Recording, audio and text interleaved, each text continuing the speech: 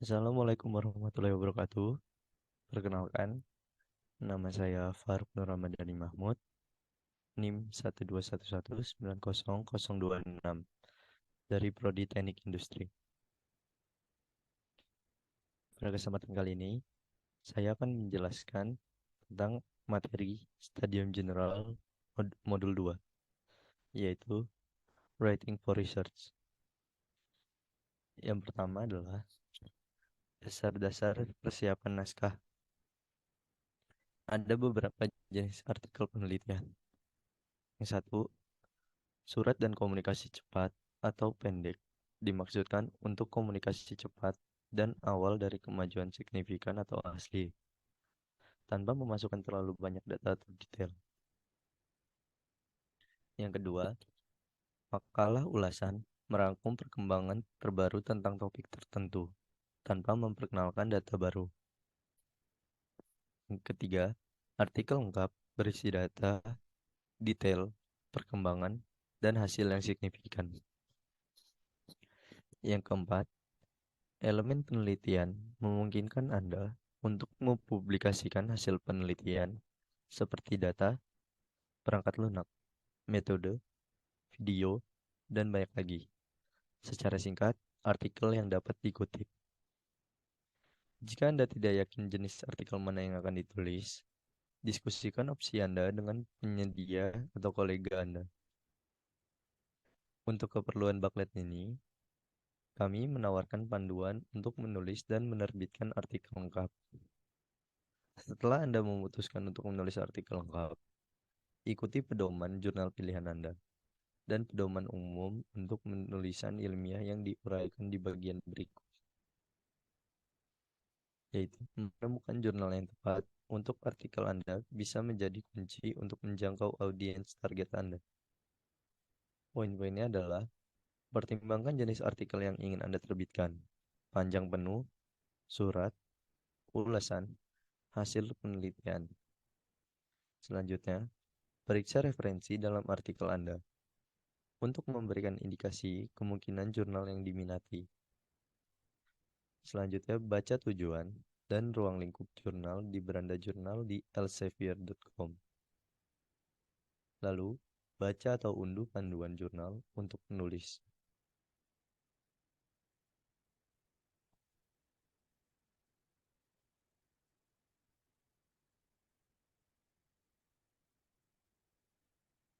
Selanjutnya adalah, periksa apakah jurnal hanya untuk undangan.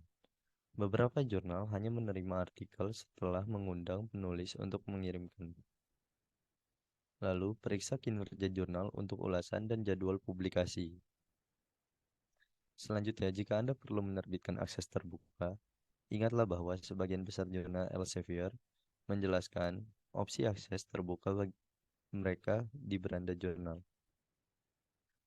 Lalu yang terakhir, kirimkan makalah Anda hanya ke satu jurnal pada satu waktu.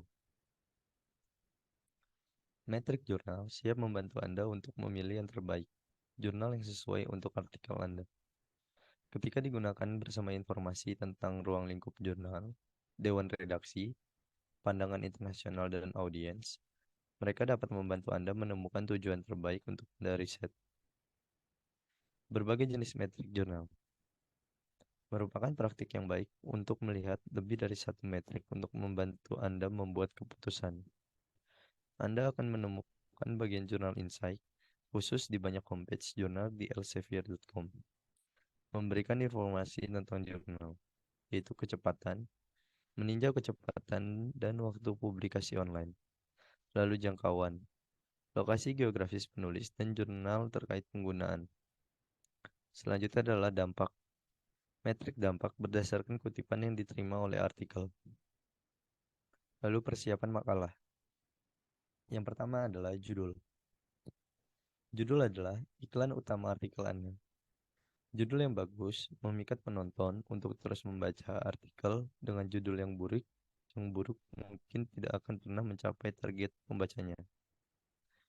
Judul artikel Anda harus mencerminkan isinya dengan jelas, memungkinkan pembaca untuk memutuskan apakah itu relevan bagi mereka.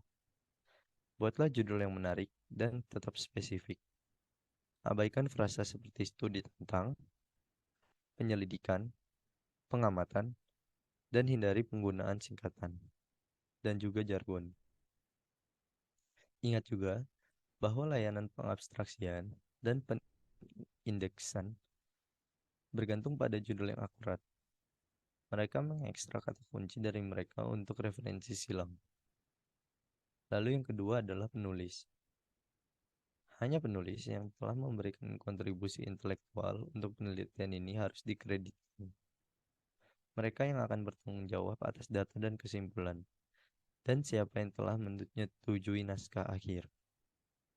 Urutan dari nama yang dikreditkan dapat bervariasi antar disiplin ilmu. Penulis yang sesuai mungkin tidak selalu menjadi penulis pertama. Yang ketiga, daftar kata kunci. Sebagian besar jurnal meminta daftar kata kunci. Kata-kata penting itu bersama dengan yang ada di judul. Menangkap penelitian secara efektif. Kata kunci adalah digunakan oleh layanan abstraksi dan pengindeksan. Memilih yang tepat dapat meningkatkan kemungkinan artikel Anda ditemukan oleh peneliti lain. Yang keempat, abstrak.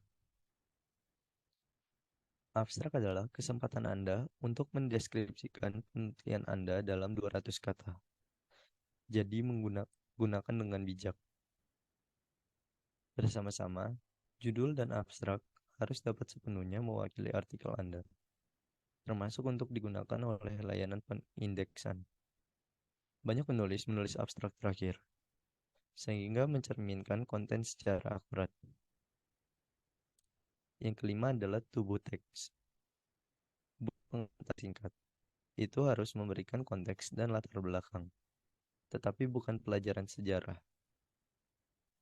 Ini harus menyatakan masalah yang diselidiki, latar belakang kontekstualnya, dan alasan melakukan penelitian. Nyatakan pertanyaan yang Anda jawab dan jelaskan temuan orang lain yang Anda tantang atau tingkatkan.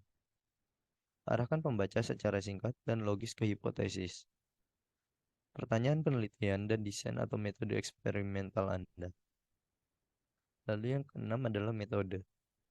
Bagian ini harus cukup rinci, sehingga pembaca dapat mereplikasi penelitian Anda dan menilai apakah metode membenarkan kesimpulan. Dianjurkan untuk menggunakan bentuk lampau. Ini tentang apa yang Anda lakukan, dan hindari menggunakan orang pertama. Meskipun ini akan berbeda dari satu jurnal ke jurnal lainnya. Yang ketujuh, hasil. Bagian ini harus menyajikan temuan Anda secara objektif. Menjelaskan mereka sebagian besar dalam teks. Disitulah Anda menunjukkan bagaimana hasil Anda berkontribusi ke tubuh pengetahuan ilmiah. Jadi jelas dan logis. Dan itu penting untuk tidak menginterpretasikan hasil Anda yang ada di bagian diskusi dan kesimpulan. Lalu yang kedelapan adalah pembahasan dan kesimpulan. Disinilah Anda menggambarkan arti dari hasil Anda, terutama dalam konteks apa yang sudah diketahui tentang subjek tersebut. Yang kesembilan, ucapan terima kasih. Buat ucapan terima kasih singkat. Sebutkan mereka yang membantu Anda riset, kontributor, atau pemasok yang menyediakan materi gratis. Anda juga harus mengungkapkan konflik kepentingan finansial atau substantif lainnya yang dapat terlihat mempengaruhi hasil atau interpretasi Anda. Lalu yang 10 ada referensi. Penelitian baru dibangun di atas karya yang diterbitkan sebelumnya, yang seharusnya selalu demikian diakui. Informasi apapun yang bukan pengetahuan umum atau dihasilkan oleh eksperimen Anda harus dikenali dengan kutipan, dan teks yang dikutip harus berada dalam tanda kutip dan menyertakan referensi. Format kutipan dan referensi berbeda-beda. Jadi, Anda harus mengacu pada panduan untuk menulis jurnal yang Anda kirimkan. Selanjutnya adalah apa yang dilakukan peer reviewer. Meninjau membantu menentukan validitas, signifikansi, dan originalitas karya, dan dapat menyarankan perbaikan pada naskah dan penelitian. Atas rekomendasi mereka, editor akan menerima dengan revisi atau menolak naskah. Untuk membuat penilaian yang baik, peninjau sejawat menggunakan daftar periksa mereka sendiri, evaluasi konten untuk nilai ilmiah dan orisinalitas. Untuk melihat artikel itu, mematuhi praktik ilmiah umum serta spesifik jurnal pedoman. Dan untuk memeriksa apakah Anda telah mereferensikan dengan benar. Peninjau sejawat akan melihat secara dekat metodologi Anda dan validitas data Anda, dan pertimbangkan pendekatan etis Anda. Mereka kemudian akan merekomendasikan perubahan sebelumnya naskah Anda diterbitkan. Lalu selanjutnya adalah promosi hasil kerja. Lebih dari 1 juta artikel ilmiah diterbitkan setiap tahun, dan itu jumlahnya meningkat. Jadi semakin penting bagi Anda untuk menemukan cara membuat artikel Anda menonjol. Mempromosikan penelitian Anda tidak dimulai setelah naskah Anda selesai dan telah dipublikasikan secara online. Itu harus ada di pikiran Anda bahkan saat itu Anda melakukannya dan menulis makalah. Mempromosikan penelitian Anda juga berlanjut setelah diterbitkan, dan melacak kinerja dari kegiatan promosi Anda akan membantu mendorong hasil. Lalu apalagi yang perlu dipertimbangkan? Sebuah laporan kasus adalah deskripsi rinci dari perjalanan klinis pasien individu.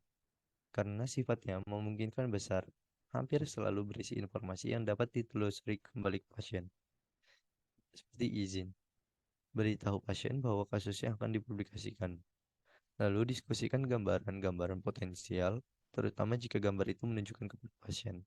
Mintalah persetujuan secara tertulis. Kasus apa saja yang dapat saya publikasikan tanpa persetujuan? Contohnya adalah pesan kesehatan masyarakat yang penting. Lalu, mustahil untuk mendapatkan informed consent terlepas dari semua upaya. Lalu yang terakhir, manfaat publikasi lebih besar daripada potensi bahaya. Menyatakan kasus Anda, yaitu 7 daftar periksa poin untuk menulis laporan kasus Anda.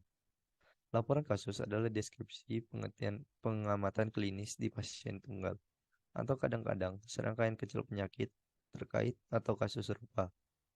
Laporan kasus memiliki peran penting dalam kedokteran klinis pada umumnya dan di bidang infeksi penyakit, menurut Kurzait and Go 2012. Mereka memberikan yang berharga sebagai sumber informasi, terutama untuk yang langka dan tidak biasa, infeksi yang tidak memiliki pedoman atau standar yang tersedia, pendekatan buku teks untuk manajemen.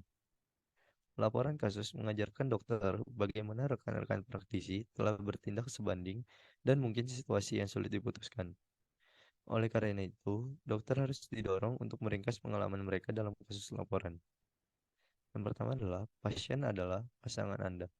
Persetujuan diperlukan. Laporan kasus adalah deskripsi menyeluruh dari perjalanan klinis pasien individu. Oleh karena itu, akan selalu berisi informasi yang berpotensi dilacak kembali kepada pasien. Inilah alasan mengapa informed consent diperlukan untuk publikasi dari sebuah laporan kasus. Seringkali, penulis yakin bahwa laporan kasus mereka dianonimkan dan tidak menyajikan informasi apapun yang dapat digunakan untuk identifikasi. Ini hampir selalu tidak pernah terjadi. Kleiner dan Wagner dari COPE, Komite Etika Publikasi, memiliki dan menyatakan bahwa untuk semua laporan kasus, rangkaian kasus kecil, dan gambar orang, editor harus mengharuskan penulis untuk memperoleh persetujuan eksplisit untuk publikasi, yang berbeda dari persetujuan untuk mengambil bagian dalam penelitian. Persetujuan ini harus memberitahu peserta jurnal yang karyanya akan diterbitkan. Jelaskan bahwa meskipun semua upaya akan dilakukan untuk menghapus pengidentifikasi yang tidak perlu, anonimitas lengkap tidak dimungkinkan. Dan idealnya, menyatakan bahwa orang yang dijelaskan telah melihat dan menyetujui makalah yang diajukan.